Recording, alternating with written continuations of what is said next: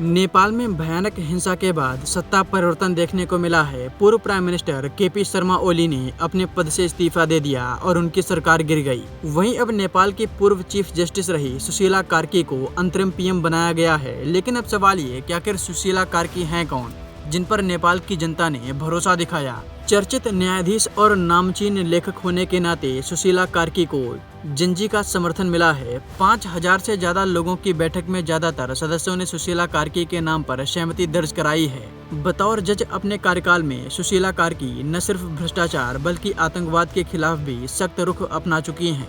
यही वजह है कि वो जिंजी की पहली पसंद बनी और 73 साल की उम्र में नेपाल की सियासत का प्रमुख चेहरा बन गईं। सुशीला कार्की का जन्म 1952 को विराटनगर के शंकरपुर में हुआ था। पिता पेशे से किसान थे और सुशीला 7 भाई बहनों में सबसे बड़ी बेटी हैं। 1971 में उन्होंने त्रिभुवन विश्वविद्यालय के महेंद्र मोरंग से स्नातक की डिग्री हासिल की और फिर 1975 में बनारस हिंदू विश्वविद्यालय यानी BHU से राजनीतिक विज्ञान में स्नातक किया। 1978 में कानून की पढ़ाई पूरी करने के बाद सुशीला कार्की ने विराटनगर से वकालत की प्रैक्टिस शुरू कर दी। सुशीला कार्की ने नेपाल कांग्रेस के मशहूर नेता दुर्गा प्रसाद सुवेदी के साथ 7 फेरे लिए थे।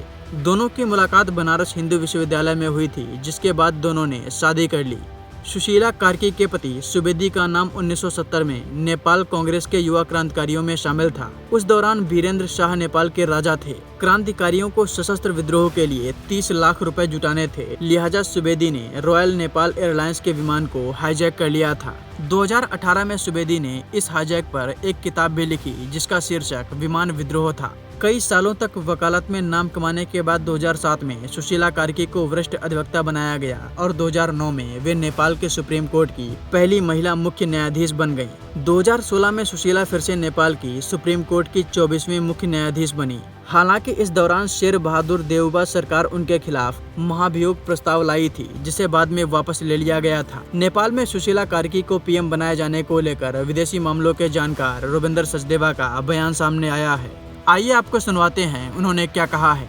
देखिए, अभी के हालात में नेपाल में शायद ये थोड़ा अच्छी खबर है कि वायलेंस रुकता दिखता है। सबसे पहला तो अहम मुद्दा है कि वायलेंस रुके, one immediate. But secondly yes, जो सारा टर्मोइल हुआ, रेवोल्यूशन कहें, रेबेलियन कहें, जो भी कहें, इसके चलते अब डेमोक्रेसी अगर नेपाल में पनपती है अच्छे से स्टेबल, हम उसकी बेस्ट विशेस अमेरिका से, इंडिया की तरफ से हैं। परंतु अभी भी 6 महीने हैं इलेक्शन में, क्योंकि जो इलेक्शन होगी वो मार्च 26 में होने की बात हो रही है। ये तो इंटरिम प्राइम मिनिस्टर है। इंटरिम प्राइम मिनिस्टर की कितनी पावर होती है? ये जेन जी रेबेलियन के जो लोग हैं वो इसके साथ कितना मिलके चलेंगे? कौन मंत्री अपॉइंट होंगे? किस डायरेक्शन जाएगा? जो पॉलिटिकल पार्टीज़ हैं वो क्या करेंगी? आर्मी क्या रोल निभाएगा? तो बहुत सारी अनसर्टनिटीज़ हैं अभी भी नेपाल में। बट भारत विश करता है, और जो भी मदद ज़रूरी होगी, आई एम श्योर हमारी भारत सरकार ह्यूमैनिटेरियन मदद देने को बिल्कुल परस्पर तैयार है।